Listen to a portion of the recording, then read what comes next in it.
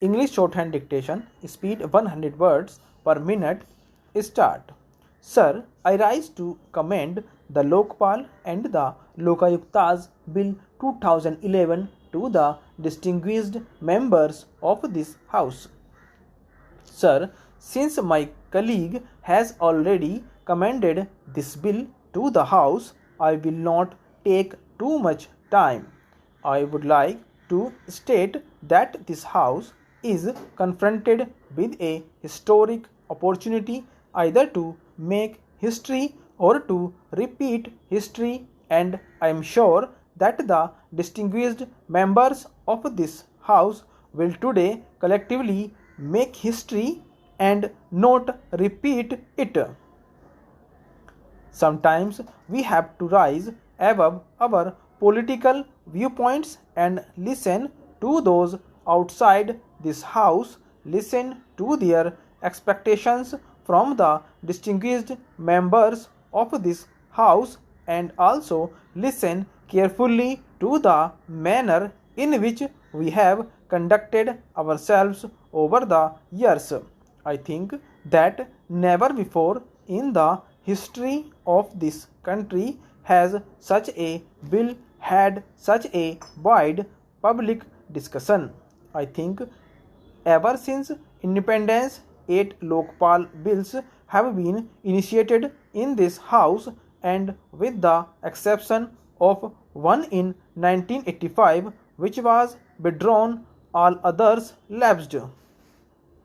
Sir, a joint draft committee was set up on the 8th of April 2011. In the course of the joint draft committee, we heard the voice of the civil society and also opined on what should be the nature of the Lokpal and the Lokayuktas bill.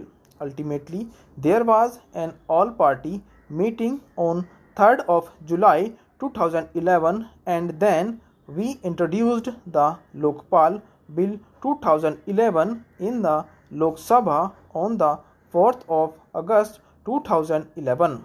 The bill was referred to the Department Related Parliamentary Standing Committee on 8th of August 2011.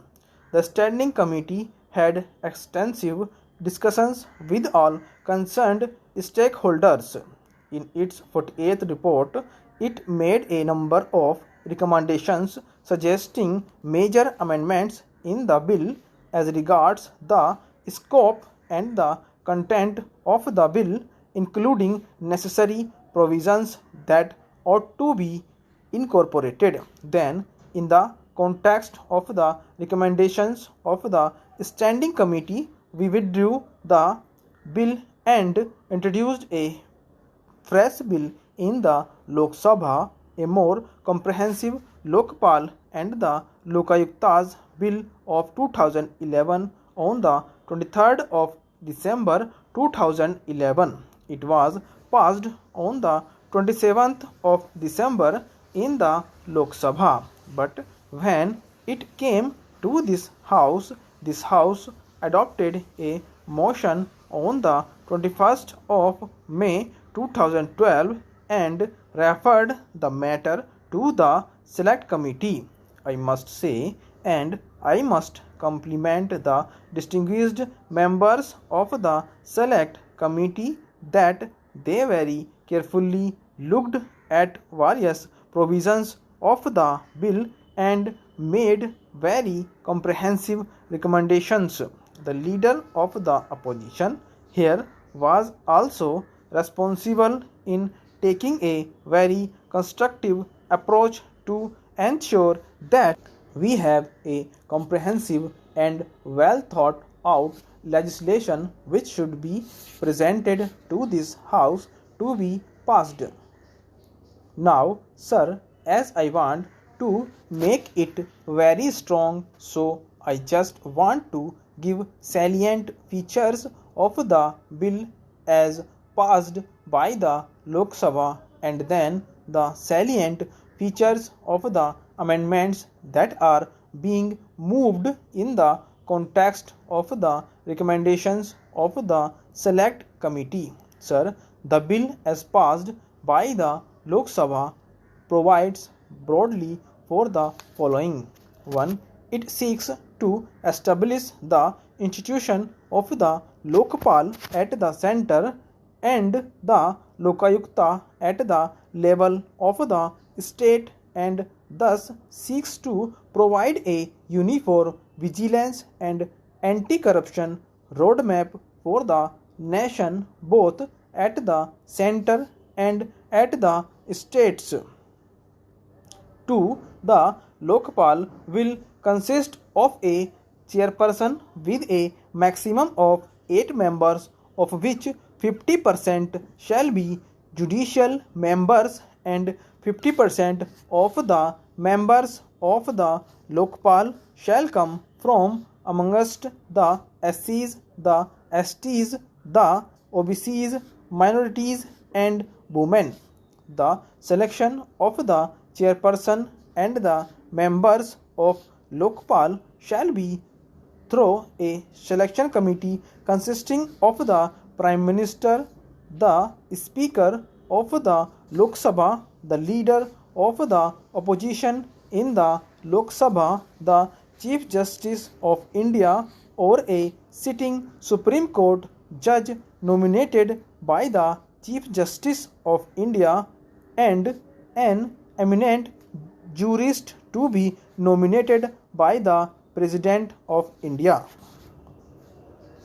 3. A search committee will assist the selection committee in the process of selection.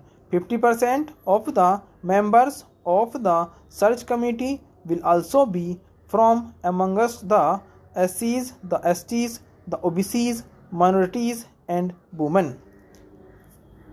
4. The Prime Minister has been brought under the purview of the Lokpal with subject matter exclusions and specific process for handling complaints against the Prime Minister. 5. Lokpal's jurisdiction will cover all categories of public servants, including officers of Group A and Group B and Group C and Group D, employees of government on complaints referred to the CBC by the Lokpal. The CBC will send its report of preliminary inquiry in respect of Group A and Group B officers back to the Lokpal for further decision. With respect to categories of employees from Group C and Group D, the CBC will proceed further in exercise of its own powers under the CBC Act, subject to reporting and review by the Lokpal. 6. The Lokpal will have the power of superintendence and direction over any investigating agency, including the CBC, for cases referred to them by the Lokpal.